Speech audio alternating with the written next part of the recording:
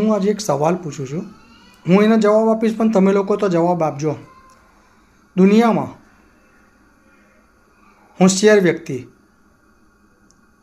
બરાબર, બહુ મહેનતુ વ્યક્તિ, બહુ જ મહેનત કરવાવાળો વ્યક્તિ અને કિસ્મત, ત્રણમાંથી સૌથી વધારે તાકાતવર કઈ? મને જવાબ આપજો. હું તો આનો જવાબ આપું જ છું.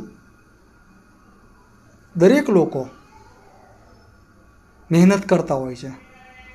જેવી રીતે કે મુકેશ અંબાણીની થઈ, મુકેશ અંબાણી કરતાં બી હોશિયાર વ્યક્તિ એની ત્યાં નોકરી કરતો હોય છે, બરાબર. ટેલેન્ટેડ કહેવાય ને, એને ટેલેન્ટેડ જ કહેવાય ને, કે જે કદાચ આઈપીસીએલનો મોટો હેડ હશે, જે બી હશે તે આખું આઈપીસીએલ હેન્ડલ કરતો હશે, પણ એ મુકેશ અંબાણી નથી. બીજી વસ્તુ, એક વ્યક્તિ એની નીચે કામ કરવાવાળો માણસ, કદાચ 8-8 કલાકની શિફ્ટ હશે તો કદાચ 3 શિફ્ટનો કામ કરે કે 2 શિફ્ટ કામ કરે તો મહેનત વર્ક વધારે એ કરતો હશે, પણ પેલા કરતાં ઓછો પગાર હશે, બરાબર. એટલે મહેનત તો જોઈએ જ, હોશિયારી બી જોઈએ, પણ જોડે જોડે કિસ્મત હોય તો માણસ કંઈનો કંઈ પહોંચી જાય. એનું એક એક્ઝામ્પલ આપું. એક વ્યક્તિ છે, બહુ દેવાળીઓ છે, એની જોડે દેવું જ બહુ છે, એની જોડે પૈસા જ નથી અને એની હાલત બહુ ખરાબ છે. એ મહેનતુ બી બહુ છે, ટેલેન્ટેડ બી બહુ છે, હોશિયાર પણ બહુ છે. હવે એક વ્યક્તિ એવું છે કે એના ટેલેન્ટ પ્રમાણે, એની હોશિયારી પ્રમાણે, એની મહેનત પ્રમાણે એની આંગળી પકડી લે છે, એને જોડે લઈ લે છે.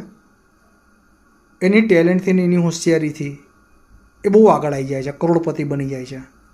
કામ કયું કર્યું? કિસ્મત. તમારી કિસ્મત સારી હોય ને કોઈ વ્યક્તિ તમારું ટેલેન્ટ ઓળખી લઈને તમારી આંગળી પકડી લે. એક છોકરો છે, બહુ ભણે છે પણ નથી આગળ આવતો, પણ એક ગરીબ ઘરનો છોકરો છે, એને ભણવામાં બહુ ઇન્ટરેસ્ટ છે, કોઈ એની આંગળી પકડી લીધી. એ ટેલેન્ટેડ હતો, હોશિયાર હતો, પેલા જે ભણતો હતો, જેનામાં પૈસા હતા એ આગળ ના આવ્યો, પણ જે ગરીબ વ્યક્તિની જેને આંગળી પકડી હતી એ ટેલેન્ટેડ હતો, હોશિયાર હતો, મહેનત કરતો, પેલા કરતાં આગળ નીકળી જશે. એટલે કિસ્મતનો ફાળો બહુ મોટો હોય છે જીવનની અંદર. કિસ્મત ચમકી ગઈ ને તો કંઈથી કંઈ તમે પહોંચી જશો. એવરેજ હશો ને તો બી કંઈથી કંઈ પહોંચી જશો. એટલે આના પર તો બહુ લાંબુ લેક્ચર થાય. ચલો, મારો વિડીયો ગમ્યો હોય તો લાઇક, શેર, સબસ્ક્રાઈબ પર. જય શ્રી કૃષ્ણ. ચાલો કાલે મળીએ.